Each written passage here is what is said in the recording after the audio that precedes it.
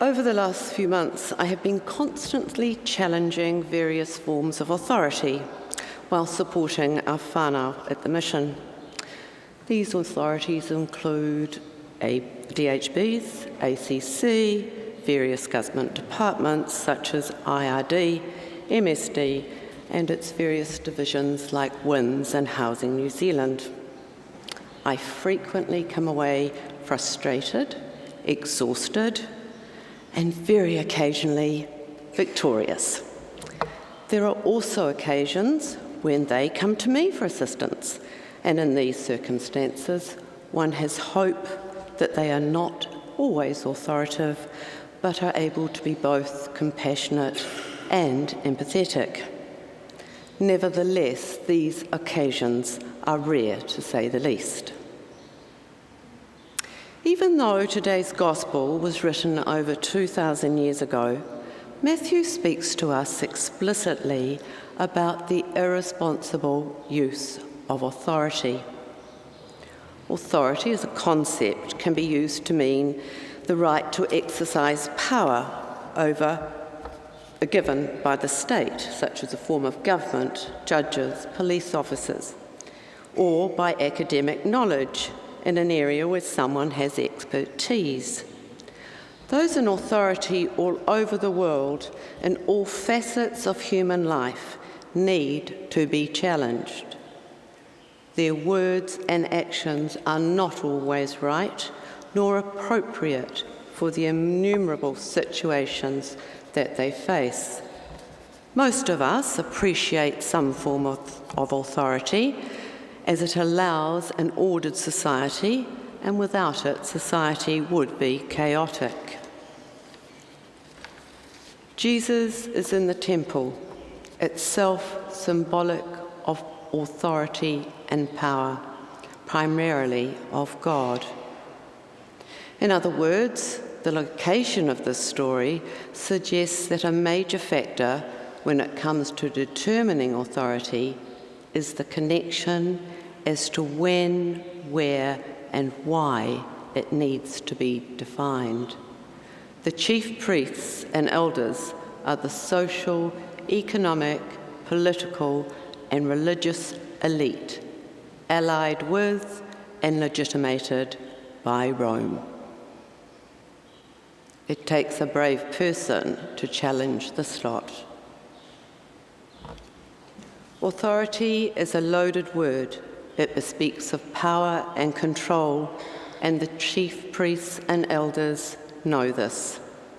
They aren't concerned about whether or not Jesus can work miracles, heal, or exorcism of spirits. Their concern is more practical. They are the religious and social authorities, the chief priests and elders of the people. They are the ones who make the decisions. In a corrupt temple system, they've paid highly for their titles, their authority, and in this volatile political community, they have carefully balanced their authority over everyone else. That's why they can't answer Jesus' question. Jesus' question places them in a catch-22. If they answer one way, they lose not only their financial backers, but also their positions of authority. They will be forced to concede that the true authority, the one to which they ought to submit, comes not from Rome, where they have earned their status, but from God. Therefore, admitting that they have no real claim to authority and ceding their power and status to Jesus and the disciples of John, whose authority they would have just stated comes from God, yet if they answer the other way, it will be a public relations nightmare. A lot of people believed in John and still did. So if they openly disputed John's authority, it could create distrust and resentment among the crowds, undermining their authority over the people, no matter what titles they may carry. The chief priests received their authority from Rome, but such laws and titles are only as good as their ability to enforce them. The Roman troops stationed in Jerusalem were insufficient to overthrow a popular uprising, and the chief priests knew this. They had to keep the people happy, or at least complacent enough to not resist. Jesus turns this authority on its head. The chief priests and elders choose the path of non-commitment, which ironically betrays their commitment. In refusing to say John's ministry comes from God, they reject the claim that John and Jesus have God-given authority. To refuse this recognition is to reveal their own illegitimacy. Jesus has now exposed and discredited the whole religious leadership. So Jesus now gives a parable about two sons. This parable makes me laugh in that there are two sons. The son who says no when asked to work in the vineyard, but later does go and work in the vineyard, while the son who says yes, but doesn't get around to it. Our boys have always been like that. Number one son always says yes, and I genuinely think intends to help, but life just gets in the way. Number two son automatically says no, then thinks better of it, and helps. The joys of parenting and thinking we have authority. Putting this parable in the context of the time, there are two sons undermining the authority of the father, therefore shaming him in the community. The focus on the father and discussion of doing his will proposes an allegory about doing God's will. The chief priests and elders' answer condemns themselves for not doing God's will. While the religious elite do not enter God's empire, the socially marginalised and despised tax collectors and prostitutes do. The way of righteousness and justice is a scriptural metaphor for living according to God's just and transforming purposes. It recalls John's role in proclaiming the way of the Lord by repentance and baptism as the means of preparing for God's coming in Jesus. The chief priests and elders have had time, like the first son, to change their minds.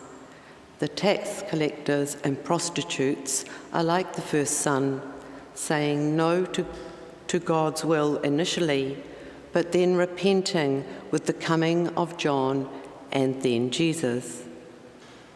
The elite resemble the second son, saying yes initially, but not doing God's will and not taking advantage of the opportunity to change their minds. Jesus has simply exposed division within Israel, the excluded, powerful elite, and those marginalised of their society who believed. In my work at the City Mission, my colleagues and I will continue to advocate for the marginalised in our community, who are regularly discharged from hospital to an address of no fixed abode, and I'm quite sure medical staff have no idea that that actually means a bus stop or the pavement. We will continue to assist those who find themselves without any identity or ability to access healthcare or a benefit, and therefore shelter. We will continue to support those subjugated under acts of legislation that they do not comprehend. Our church continues to exclude a group within our society from marrying due to them loving and being in same-sex relationships. This is an authority and control over an excluded group. Exclusion was not an option preached by Jesus. We can protest against authority, and many of us have and will continue to challenge injustice by protest or disobedience. However, what might a challenge to authority look like if, rather than asserting human authority, indeed rather than even questioning and undermining it, we turned around and listened and did the will of the Creator? Let us be mindful of authority and be like the Son who changed his mind and tended the vineyard. Amen.